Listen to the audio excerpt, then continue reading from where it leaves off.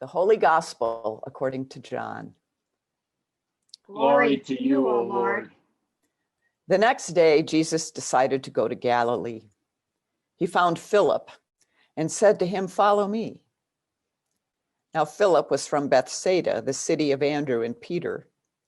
Philip found Nathanael and said to him, "We have found him about whom Moses in the law and also the prophets wrote, Jesus, son of Joseph from Nazareth." Nathanael said to him, "Can anything good come out of Nazareth?" Philip said to him, "Come and see." When Jesus saw Nathanael coming toward him, he said of him, "Here is truly an Israelite in whom there is no deceit." Nathanael asked him, "Where did you get to know me?" Jesus answered, "I saw you under the fig tree before Philip called you." Nathanael replied, "Rabbi, you are the Son of God. You are the King of Israel." Jesus answered, "Do you believe because I told you that I saw you under the fig tree? You will see greater things than these." And he said to him, "Very truly, I tell you, you will see heaven opened and the angels of God ascending and descending upon the Son of Man." The Gospel of the Lord. Praise to you, O Christ. Grace, mercy, and peace to you from our God who creates us, redeems us, and makes us a holy people. Amen. One of the perks of working with the transition team is that I am privy to the banter between Mark Rummel and Mike Clapp before every meeting, right around the opening prayer, before or after the opening prayer. They always trade insults. And it's all in the spirit of great fun and Christian love, which you know all about, TLC. You are a church that knows how to have fun. It strikes me that in the beginning of our gospel, that's what Nathanael and Philip are up to. Philip is the excited one, trying to convince Nathanael that he had just encountered the Messiah. And Nathanael makes a dig to Philip that hits right below the belt. Can anything good come out of Nazareth? Ha, ha, ha. Come on. Well, this particular little dig serves a double purpose. Nathanael is skeptical about what Philip is saying, so he makes a joke about it.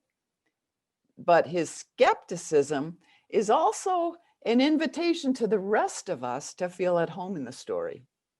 Nathanael's skepticism gives us permission to acknowledge our skepticism too, kind of like the doubting Thomas story. Well, as the story goes on, we even get the sense that Nathanael is kind of a naysayer, a glass half empty kind of a guy. Philip is persistently positive. He goads Nathanael, "Come and see." Then Nathanael has a moment. We might call it an epiphany. Jesus sees Nathanael coming toward him and greets him generously. He compliments him as a man in whom there is no deceit. Nathanael is still suspicious. Kind of like I was last week when I kept receiving phone calls from people telling me they wanted to pay for all of the over-the-counter medication and supplements that I take. That's another story. But I was about as cynical as Nathanael. And I said, why would you want to do that? What's in it for you? And Nathanael says to Jesus, "Where did you get to know me?" Kind of, what's in it for you, Jesus? So when Mr. Glass half empty suddenly flips and becomes effusive with double exclamation points, we skeptics are kind of drawn in. Wait, what? Nathanael doesn't usually act this way. He does not normally declare false positives. So if Nathanael, of all people, confesses faith in Jesus, You can trust him because he's not predisposed to effervesce. No, his faith has overcome suspicion about Jesus. Nathaniel is not one of those folks whose faith develops gradually over time. He clearly was not a Lutheran.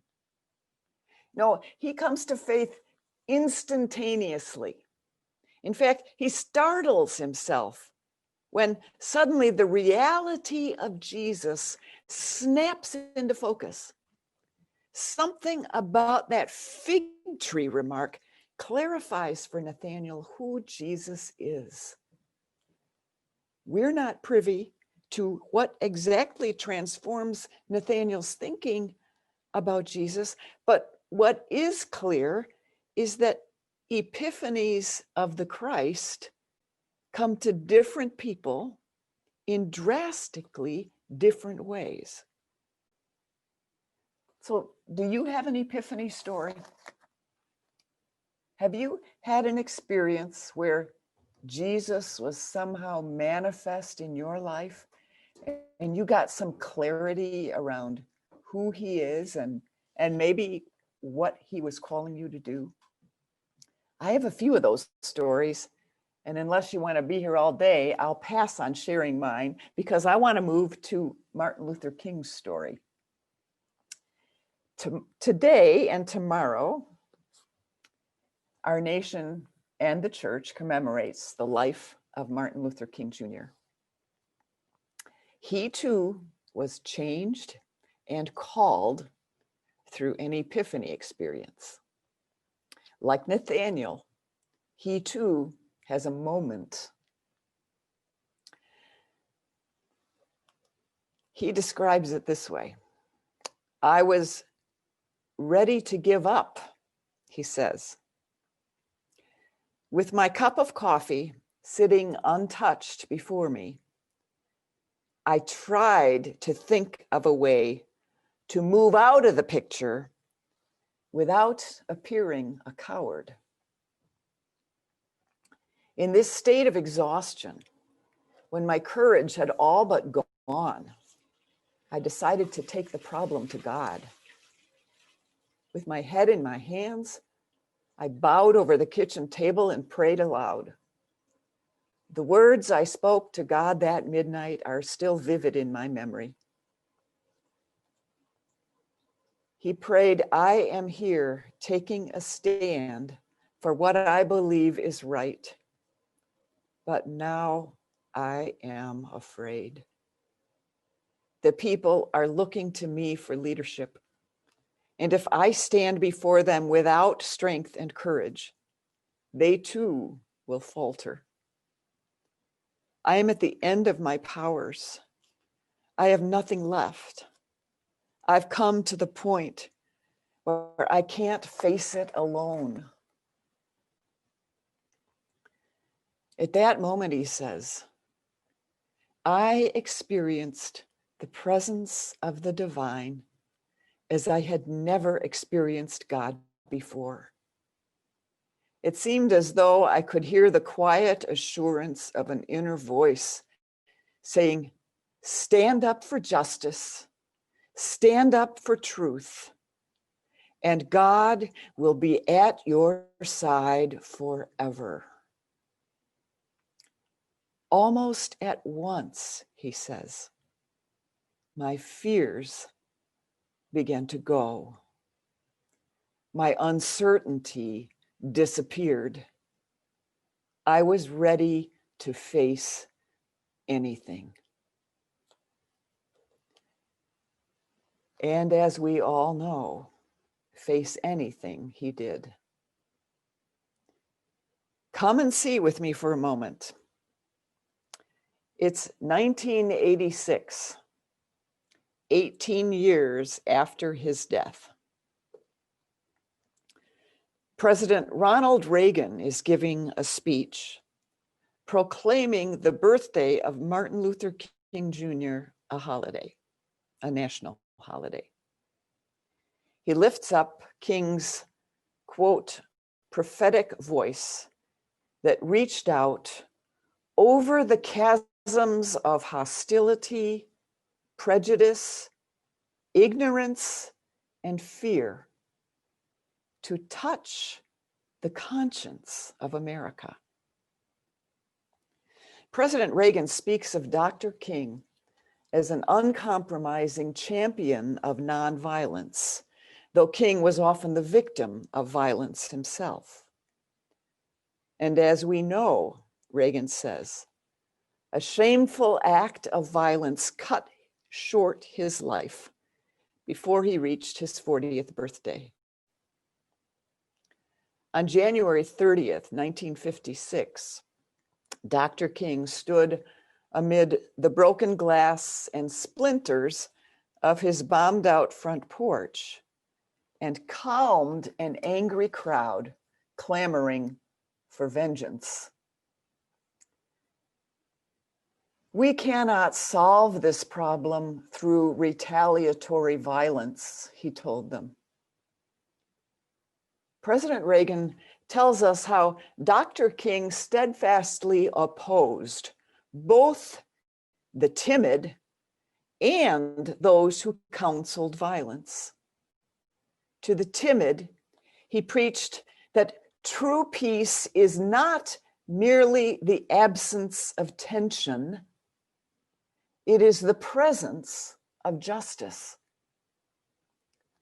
To those who counseled violence, he said that in the process of gaining our rightful place, we must not be guilty of wrongful deeds. So said President Reagan in 1986. In this community, we remember Martin Luther King as a Christian first, a follower of Jesus, like Philip, a sinner of God's own redeeming, no question, but also a minister of the gospel, an advocate of justice and peace, as taught and lived by Jesus in the Christian Gospels. King's legacy of vigorous yet non-violent action for racial equality calls us back to Jesus' original calling, to preach good news to the poor, to bring release to the captives, recovery of sight to the blind, freedom for the oppressed, and love toward our neighbors as we would love ourselves. King's sermons and letters display a profound sense of following in the footsteps of Philip, of following Jesus, of being called by God to the work that he did. Over and over, King would say to the skeptical and the cynical, if we are choosing another way than nonviolence, then we are choosing not to follow Jesus. We may be skeptical and cynical like Nathaniel was at first. Yet Philip is asking us, like he asked Nathaniel, to stretch ourselves a bit, to come and see. So right now, I'd like for us to stretch ourselves. Come and see Martin's legacy by simply listening to Dr. King's own timeless words and expect an epiphany. Expect to be transformed. Expect to see Jesus. King says, are we seeking power for power's sake? Or are we seeking to make the world and our nation better places to live? If we seek the latter, power, if we seek to make the world and our nation better places to live, violence can never provide the answer. The ultimate weakness of violence is that it is a descending spiral, begetting the very thing it seeks to destroy. Instead of diminishing evil, it multiplies it. Through violence, you may murder the liar, but you cannot murder the lie nor establish the truth. Through violence, you may murder the hater, but you do not murder hate. In fact, violence merely increases hate. So it goes. Returning violence for violence multiplies violence, adding deeper darkness to a night already devoid of stars. Darkness cannot drive out hate. Only love can do that.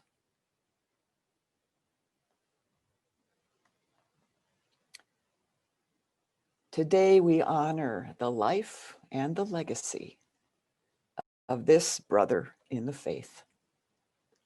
Like Philip, he answered the call to follow Jesus. Like Nathanael, in the midst of his own doubt, an epiphany of the divine changed his life. He worked tirelessly, even to his sacrificial death, to help realize the vision of Jesus. We listen to his credible witness of faith that still calls us, you and me, in the midst of disturbing and unsettling perplexity, with a powerful and commanding voice. Come and see. Amen.